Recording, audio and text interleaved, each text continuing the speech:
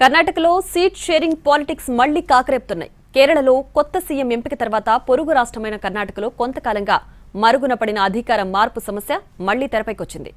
CM కుర్చీ కోసం ముఖ్యమంత్రి Siddaramaiah, deputy CM D K Shivakumar వర్గాల మధ్య జరుగుతున్న నాయకత్వ పోరు మరోసారి తెరపైకొచ్చింది.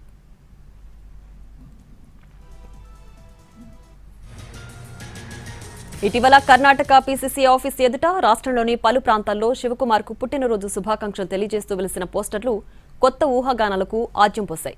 కొన్ని పోస్టర్లలో ఆయన్ను కర్ణాటక తదుపరి ముఖ్యమంత్రిగా పేర్కొన్నారు.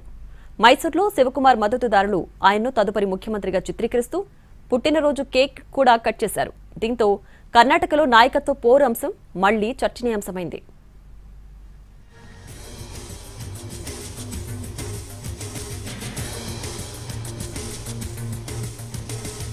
అయితే ఎలాగైనా సీఎం పదవి తన దగ్గరే ఉంచుకునేందుకు సీఎం సిద్ధరామయ్య ప్రయత్నిస్తున్నారు. మంత్రివర్గ పునర్వ్యవస్థీకరణతో మరింత పట్టు సాధించాలని భావిస్తున్నారు. పరిపాలన శాసనసభ పక్షంపై పట్టును మరింత బలపరుచుకుంటే నాయకత్వ మార్పుపై శివకుమార్ ఆశలు బలహీనపడే ఛాన్స్ ఉందని సిద్ధరామయ్య వర్గం భావిస్తోంది. మరోవైపు మంత్రి పదవులు ఆశిస్తున్న పలువురు కాంగ్రెస్ ఎమ్మెల్యేలు చేస్తున్న లాబియింగ్ తీవ్రం కావడం పార్టీ అధిష్టానంపై మరింత ఒత్తిడిని పెంచుతోంది.